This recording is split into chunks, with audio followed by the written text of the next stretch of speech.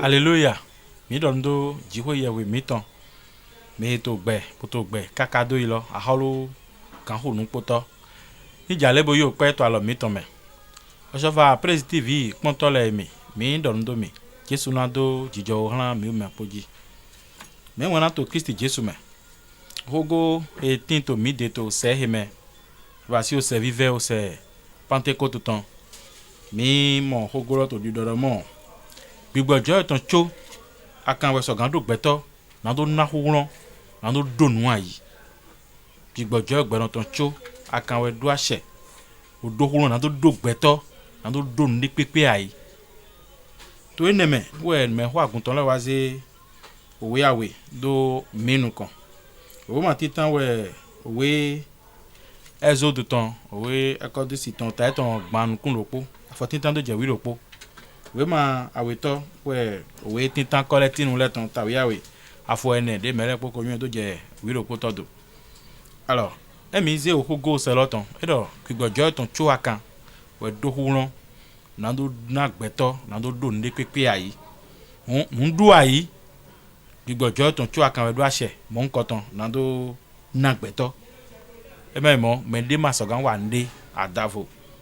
ye len son no me mais ma ga monde adavo ye nen lo son sekwe to me son jipo ye wede.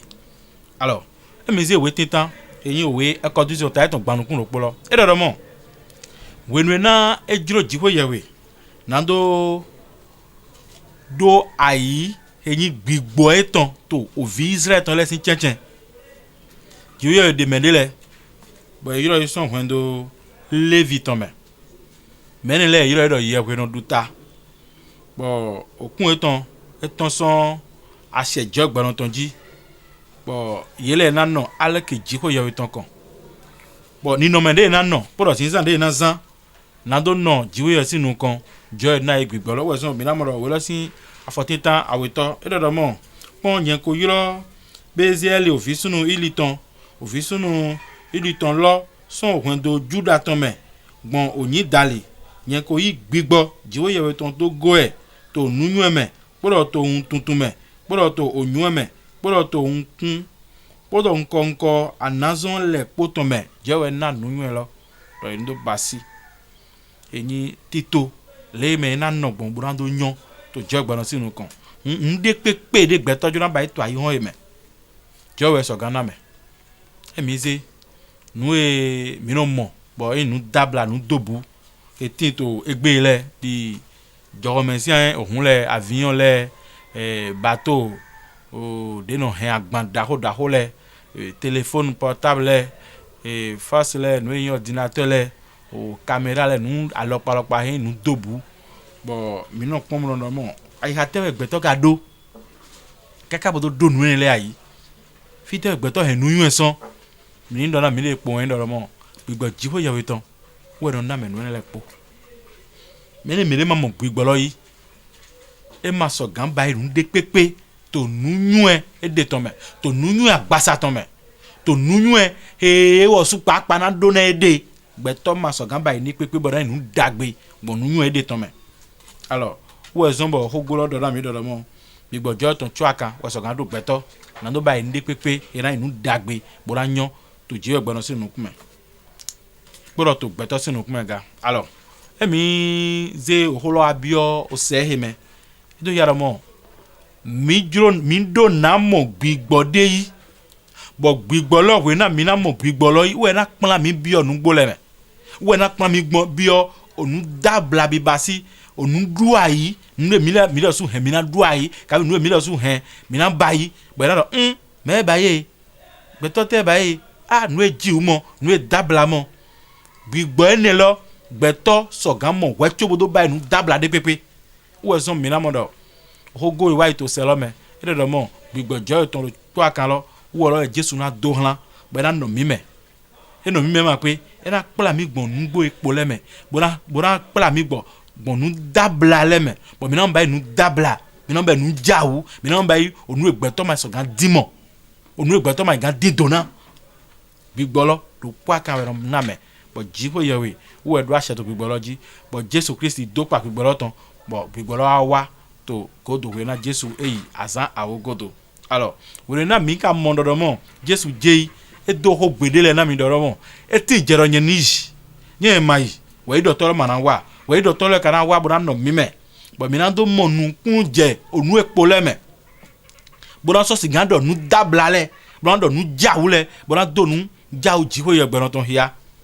bigbọ́n lọ desi pa Jésù Kristi dona mi bigbọ́n wọ́lọ́ ti tewe mi te wọ́lọ́ siwe nukun mi to dido alors bigbọ́n si wiwa me edo nino me te me gbeto na no ko ti to mo bigbọ́n yi boye me lo mo bigbọ́n yi e gan ba nu dabla le e gan do ho dabla le e gan wa nu jawu da ho le eni lo me we deson bodo na mi owe awe to eyin owe titan correcting le ton te ton wi awe bele so fo eneto e do mo gbigbo jiwo yewe ton lo ulo po akan tin ṣùgbọ́n e don na me nuina nko nuina vovo nuina ume we ebele gbogbo beson afọ eneto atonto chiropoto ṣùgbọ́n to afọ aton chiropoto me e wa to di do ya do mo nuina hetin le die nuina vovo yovo yoro don chiene neuf don wetin nuina chiene wetin nuina chiene de ka tin lo le we collecting ton lo e do ya mi bo de ton alopa ṣùgbọ́n nuina ene lo le e so tindo agofleme e so tindo ala ume bo emize be so afọ atontolo chiropoto chian weto mi na mo mo ene nuina lo le po to flen nuina chiene mi hia mi na mo na so gbe chiene alors de voler so atimbo yin do mo nuina ene lo le mewe ye so gan mo yite nuina ene le mewe ye so gan mo gbigbo ene yite wo lo wa ne to afọ eton gban e weto yo lo verset 28 we nuina eyin achere na tindo bora mo tindo basi nyenwe apôtre ya nuina apostoliton nuina yewe ganton nuina mekrotonto nuina yewe hodidoton nuina nujawi bayiton nuina azonhen gboton nuina eyin o nunyu eton po ho nyu eton po gbigbodo po akan we so gan na ene le po pátápátá emize owero mi na mo mo yina mendele e do sigba yina u sokhia gbigboton han mendele o melo pulo na do du alegbon e dali e be do mo na do basi nu dabla gbon gbigbode ne loji ni mo ten do du alegbon e dali donc endo mize o hogolo po we tin tan po we ya we to po e do ya mi do mo nde mi to mi moto egbe ile po pátápátá mi jiro na du alegbon e dali we donc yena awo sokhia na mendele yise gbigboro polo na mendele nunina azonhen gboton gbigboro polo we na mendevo nuja obi basi na mendevo ododa yi na mendevo hun tuntun gbigbole na mendevo gbe nkan kan dido le na mendevo le tadena ṣùgbọ́n le po we gbigbodo po we na popo le po alors mi ka dodo mo afọ eton gban e buya we to e dodo mo jiwe ko na o sokhia na o mendele to agunme titan apostoli aweto yewe gan le atonto mekponto le ene godo azonji awule wenenu nuina azon gboton le alogo le ogandudu le po gbe nkonko dido le po donc yeso adomo gbigbode na gbigbo chiene eyin 9 don lo nde wa yin domo nuwe na bayi we na wa mi me nde na bayi lo le e wa na azon lo le nuja wi basile ogandudu le alogo le oganyin le bro gbigbo yewe ganton gbigbo mekponto ton gbigbo ye hoido ton gbigbo numi moton de ne le de wa ne lo gbigbo chiene lo le wu lo mewe na mo yite donc eto ya lo mo gbigbo nunu eton untunton po zizi ton po de le da ito owe afọ eton chiro po sian ton lo me siene awo lo me eto ya lo mo gbigbo ne na de ala bo eran do mono nunu moto to eme eran do mono mo ye horo to to eme eran do mono mo apostoli yin to eme eran do mono negbo hoto sin gbigbo de me eran do mono mo alogo me na alogo agunle ka me na alogo atoshi ovile yopo vule ka vi me mado menire ka vi prison pele nuina weyin bo so na mega alors emi ga don gbigbo ne le po prido po bo mi aze ami de chenchen to egbe gbigbo jiwo yewe ton we do ache do nu le poji bo nde mi na kayi bo na yizan to oho o se ton me eyin gbigbo lo sinu ja wo lo le me wo lo mewe nu mi mo tinte ṣùgbọ́n to egbe mìíràn ṣe nu mímọ́ tó títàn mẹ́ lórí tẹ́ ó tu àwùsọ kí àgbègbè tọ̀nà wá numọ̀ tọ́jí bọ̀ ẹnu yín dọ̀dọ̀ ẹ̀wọ̀n ta kàfi ẹ̀nà dọ̀nù dábìlà kàfi ẹ̀nà dòwẹ̀ ẹ̀nà gbẹ̀tọ́ gbọ́dọ̀ ẹ̀nu jíwú jíwọ́ yóò sì gbígbọ́ lọ́nà náà bọ̀ ẹ̀nì lọ́mà kò yín dán nínú iná gbígbọ́ tán ṣùgbọ́n sísẹ́ gbígbọ́ tán dé nínú iná gbígbọ́ tán dé jẹ̀mẹ́lọ́jí nínú iná dé lé tán bọ̀ mẹ́lẹ̀ pọ̀ mọ́ yìí wọ́n ẹ̀ nù mí mọ́ de mele kpono kplade goto egbe brondo mo me do gbigbo wiwe jiwo yawe ton we no jegbe toji bo so gan do nu dabla le modo kpologa gbigbo le gbaton so gan jegbe toji ga be na so do nu dabla le gbigbo le gbaton ay gbigbo clensiton e si gan jegbe toji ka gbigbo obo wiwa ton da hole gan wa nu da hole bo gbigbo mon ko ton na jeji be na ba nu dabla be na do nu dabla be na pacha mele po bọ̀ kíá náà tì bọ̀ nù jáwó náà tì bọ̀ pẹ̀tẹ́ rẹ̀ kó náà dọ̀ nù èlì ẹ̀ dòbò ẹ̀ sìn ẹ̀ gbígbọ̀ lẹ́gbàtàn hẹ̀ náà bá sì mọ̀ ètò yàrá rẹ̀ mọ̀ gbígbọ̀ jíwọ́ yàwé tán lọ dé náà jẹ̀gbẹ́tọ́jí àzán nkọ̀nkọ̀ sìn ẹ̀ lọ́lẹ̀ dévolẹ̀ tì bọ̀ lẹ́gbàsọ́ tì ndó ẹ̀ lọ́ọ̀ sóga bọ̀ ẹ̀ náà jẹ̀gbẹ́tọ́jí bọ̀ gbẹ́tọ́ náà báyìí nù dábìlà bọ̀ náà báyìí òhó dábìlà àbí òhó nù jíjìlẹ̀ kàfi àzán jáwó alọ́pàdé mbẹtọ náà fẹsí lọmọ gbígbọ jíwọ ẹtọ tóbi bá sí wẹsí wọn tó ṣàdọ lọmọ dé gbígbọ máwù tán dó nùnínà nkọnkọ lẹdọ mọ ẹ gbígbọ lẹgbàá tọrọ sọsọ dó nùnínà nkọnkọ lẹdọ nìyẹn. alọ fídè mi náà ka mọ gbọn bọlá tó yún ẹ dọdọ mọ èhè o ètò sàn jíwọ yàwé dé ètò sàn lẹgbàdé náà ẹ náà mọ gbọn títàn Jésù Kristi wẹ dópa gbígbọ lọtàn bọ gbígbọ lọ jẹ méjì mi náà mọ tẹ tó wà nù jáwó dàhó lẹ bọ̀ mi náà mọ̀ tẹ́ tó bá sì nù dábìlà rẹ̀ alọ̀ gbígbọ́ lẹ́gbàá tán lọ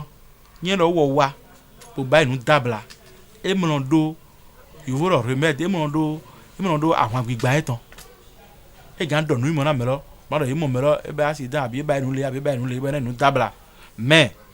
nù ẹ náà jẹ gòdò náà wẹ̀ ẹ̀ dọ̀ mọ̀ náà mi náà báyìí gbọ́n tó gbóló yìí gbígbọ́ lẹ́gbàá tán lọ́ mọ̀ do yìí nẹ̀ fílẹ̀ mi náà mọ̀ vo gbígbọ́n náà gbígbọ́ jíwọ́ yẹ tán kó gbígbọ́ lẹ́gbàá tán kó tẹ̀ ní ẹ̀ àmọ́ ìjìwọ́ yẹ̀wẹ̀ dọ̀rọ̀ mọ̀ a yemonu le tonu kan náà wẹ̀ kàfi yemonu dabla le ní egbon kó dọ̀rọ̀ wẹ̀ dẹ̀ tẹ́ nà ẹ̀ náà bá egbon tó gán sún mẹ́ jẹ́ ẹ̀dọ́ gbígbọ́ ẹ̀ ní lọ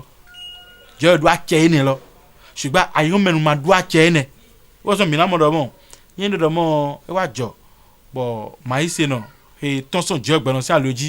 gbogbo tó lẹ́gbàá sí àlọ́ yẹn dọ̀ mọ̀ lọ fi dín yé te kàfi àkúẹ́ dín yé te kàfi nùkan yìí dé dín yé te tó gbẹ̀sán yé tọ́ mẹ́ yẹn dọ̀ lẹ́gbàá sí gbígbọ́ lọ́nà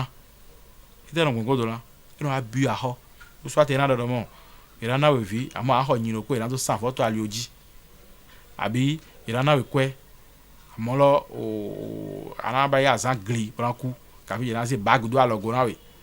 bo bag ni lo we ana no ku kokro na ka vi ira se ndejo na we ba na no ku ana kon gbe to si ohun deji ene amo kwe gbigbo legbatan e ma do ache na to ba enu mo evo gbígbọ̀lẹ́gbà tó máa dúró àtsẹ̀ bọ́ná mẹ́nu vọ́nu ìwúrọ̀ gratuit non gbígbọ̀lẹ́gbà tó máa dúró àtsẹ̀ ẹ̀ nẹ̀ ṣùgbọ́n gbígbọ̀jọ́ ọ̀gbẹ̀rún tán lọ fi ewọ́ tó gbọ̀nfò tèbó sọ yán tè lọ wẹ́n ní dọ̀mọ́ ẹ̀ ń dọ̀mọ́ òfin díẹ̀ tèbó jẹ́ dópa ẹ̀ tán náà dọ̀ nánáwé òfin kàfi nánáwé nlé bọ̀ àná tì dótó àyàn gbẹmẹ ẹ̀ ń dọ̀ gan kó náà jíwé yẹwé ẹ̀ nánáwé bọ̀ kó dé máa dégò ẹ̀ nánáwé bọ̀ tu kílámà náà kó do fídé náà gbẹ̀tọ́ náà yàn gbígbọ̀ jíwé yẹwé tán dóòfó náà gbígbọ̀ lẹ́gbàá tán tẹ́lẹ̀ alors mais wana to Jesu me nous e kabani Pentecôte si nous kundi do me potinte lo e tewe Pentecôte lo nous go e Pentecôte e nous do ayi jiwo yawe ton ba o tin to hoho me we chobo kun ga to mi ton Jesu Christ do wa bo we na ye ba yi eyin nous wa o Pasqua ton nous e wo hoho dudu o aklamado ton sin opere no du yero no pakile we chuwa Jesu do wa nye ba pakile kodo yeno akia azan kandia o na do basi oji gbigben bi o we kavi na do basi oji pedido bora do donu kun onurina he mo lole bora do be so egun do bo eyin opede bo etinto achedu ayi jufle ton me etinto achedu ayi vi Israel le ton me bo enu du pe lo we na edu paki godo enu ba si o pe kandia o bo enu wa pour nous doper to Jérusalem bon belek pour nous wa akota pour nous plido po bon belek po et yin ovi Israël ton vi Dieu fouton là you know a doper mon coton azain negbe ge ouais na Jésus lo su écoute au pack si o jirele me bon mi ba se nu wa ton wa yi e wa bon no wa juwa pour a no devile me e wa azan we godo e wa azan ton godo azan ton godo azan churopo godo azan shawe godo azan shaton godo e no juwa yi pour a ton do heji pour no e ga ton do pitaji to toji hume e ga ton do devile ji to alioji e ton do no e ton ji e ton do Marie Magdalene ji e ton do meleji kakara azan kande bazan kande godo we na wa ton to do heji wa plan eje titengbe bo ya gato no kun yo me poto me bo mi du ascension sin kweto se wa ime bo wa do na ido do mo de mi ya ga mi je ya ga lo azan o godo pelo e mi na juwa e mi na jet e mi na do gbigbo wiwe lo ran e wa isogbedo we na o vi juif ton le o vi Israel ton le ye khia azan kandi a o e wa sogbedo Pentecôte si azan lo ji pepepe o so mi na mo we na mi ze acte 2 lo yedemo gbeto le poson fi alokpa le bo wa to azan Pentecôte tout tombe mais ete ou tout gbeto le potron fi le fo bo wa c'est parce que e koni to wa lo ye to me bo ye kono du ohwe we na ye du paki e ba azan kande a o ye no du ohwe mon koton bo ye nyi wa lo ye to yin culture mi ye ton bo ye no basi ene lo utu ezonbo jo lo su papa do ba ti to eton bo sogbedo azan egbegbo na waji ozo mi na mo we na potre kpli to holo pro me Jesu lo su papa do file na kpli do file na nondo file na no te bo gbigbo na do wa ji Jesu lo su papa do na yi ozo mi na mo we na ye tin to holo me gbeto le po tin to odo bo ato pipon eyin azan gbigbo ton lo bo we na gbigbo lo wa ji tari mion e jete do apotle ji si o ta to we renu mi na mo ye do gbe nkan kole bo gbeto alopa e tron to din demebo wale mele apotole to hold do gbe ye to me bo me po to si se so gbe lo so to me do mele finu e ga ye ma mi kon finu mele tron baliba to me bo tron arabu si to me bo tron amerique si to me mi wa ye so to hold do gbe mi to me bo mi so to gbe mi ton se to nu ye to me e tedie nu dabla we nu jawo we ngo so mi se acte 2 lo mi na mo do mo asan Pentecôte ton lo gbeto alopa son ogbele po me mo we yo so gbele ko so agbele poju e wa me eteutu e wa na eteutu e ko yin o khia na e bo we na du paki e no ya azan kandi a ogodo e no go akpli to fie na eyin opo e lo so ton gbe bo me to me alopa e no go wa bo no adu azan gbigbo we ton bo no adu azan eyin azan kandi a ogodo we na du paki we to Jesu do wa bo Jesu sin kuku wa so gbedo paki sin azan gbe bo paki sin azan lo we na ye khia azan kandi a o le o vi juif ton le visere ton no khia azan kandi a o mo we Jesu lo so no ye me na azan kandi bo ado mo azan a o godo lo e mi na do gbigbo we lo ran donc e sogbedo azan kandi a o de o visere ton no khia na do ado pe e sogbedo Pentecôte si azan lo ji pepepe ou ezon bo mi na mo do mo Jesu Christ si nu dabla bi bayi e ma bayi to nunglo e ma so bayi to fonde me e bayi to gbangba ti to le po jiwe si we ton so we son hogulo do mi lo mo nde pepe de gbeto la mo yi gbigbojo ton so ga na melo na do bayi nu dabla de pepe to gbelo me nu dabla de apôtre le bayi to were nu bo do hodo gbe nkan kan le ba do jiu na akota le po pata lo gbigbo jiwe ton le don bayi mo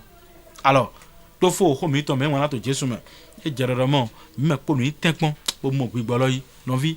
nya tenpon bo mo gbigbo lo yi e nya le na we alamba nu dabla ou ezon gbigbo jo egbe no ton lo de no mi me to agunsan lo ton me ou ezon nu dabla susu no jo to sese mi ton bon ti o de matériel do sin gan fon yizi wa bo mi ho de me do mi do nde o gona mi ho de bo fe gbigbo jo egbe no ton bon ti o de ko ku bo ai hon le poko mo se fini jo mi ton na so ba nu dabla bo ti o na go fon yon de yi to to pe bere do awutu ke ma ganji fi gbere elezon won si no we na wa ti tem mercredi ton o de awe aton ene o kenje ego wo wo de do to ko do mo ko se fini ma ganji fi gbigbo jo ton lo ba nu dabla bo so jivi gbeto e timbo nu kon ton ko ton bo e ma fe gan mo nu bo ye ba opération le mo se fini ke nu kon ton o ton e wa ye ko de ni bo ye yi o sin klan bo judo nu kuma ni bo sin ki klan lo bon gbigbo jo gbe ton dali gbigbo de to mi me lo gbigbo de ye na mi vonu to akun we me lo gbigbo lo so ba yi bo nu kon ton so hun me ya fo ton ko ti kun ni bo ku se we ma gan jiro gbede mais ya fo eton e ti kuni bo e ti de akiza kun dopo bo e ma gan note we na gbigbo jo eton wa papa Oshofaji e do moniko dide bo afokun no me ma so gan fun bo ko plo bo eze egbon yovo to dauda hole me na eze alona bo e fon bo sinzoni ki gona njo ton to jo lo mi aga hallelujah na ite otu gbigbo jiwo yo ton lo we to mi mema we so mi no go ni ayin o vi je ogberan ton bo atin do gbigbo lo anago nu dobule mana dobuna we ana yi sinzoni to zame amana mo nu dobule ana zoni to clay nu de mana dobuna we ana zon de ume bo na henu me ana ikwe to egbe ajito si wegbe nde mana dobuna we na ite otu eme yelo pono eto tene gbigbo de ti to hieme bo gbigbo lopo ye po eto po bo gbigbo no ba nu dabla bo nu e bla to sivlume gbigbo no yeme bo ina ba se ina twin to klekle nu e yeze nko to se azevaji kabi ye yiro nko to file dankoli me kabi pasa tinde me gbigbo lo to ajiwe me na yiro e ma si o mi o era mo to agba etonji na ite otu alezon mi o to te alezon nu dobu to te me wona to Jesu me o sala me di mi te e jero na ite mi ko ni no kondo kwa me bu bio gbigbolo mi ko tindo sugba mi ni husina me ma so tindo ni bio ye ni ne ye ne e na du alegbon e dali ile owe ti takore tin to tawe be so afo ene aton kakado yi foton kulo po e do ya mi do do mo e jero na mi bio gbigbolo gbigbo ni le na no mi melo bo mi na do wa nu dabla mi na do be nu de dobu nu egbe to ma so gando nu egbe to ma so gan hia e ndo mo atindo gbigboro yin ndo yesun tindo gbigboro yin ale no nso du ale gbigbo jiwo yawe tonton na vonu e na mi vonu e ma juna yi kwedo ho donc yin ndo mo do mi ma to me e yin ale na we e ka jero na mi ni do mi ma to me sugba mi ni no gbeji na gbigboro e me mo gbigbo ene lo e ma no gbeji a e na so leson kenton na mi e na so ahwa fun ha mi bo mi na leson onu devu bo peto susu na so ku jago sugba eno ma du su na gbigboro bo mi to gbigboro tonji mi na mo le na yede ena ya le na mi bo mi na mo to do ale mi bi odo mere poni no gbeji Jesu ni do na o ton Oshofa Praise TV kontole mi do ndo mi alléluia. N'hésitez pas à liker la vidéo si elle vous plaît et si vous êtes nouveau sur la chaîne, n'oubliez pas de vous abonner et d'activer la notification pour ne rater aucune de nos prochaines vidéos. Oshofa Praise TV. Tout pour la gloire de l'Éternel, Dieu d'Oshofa.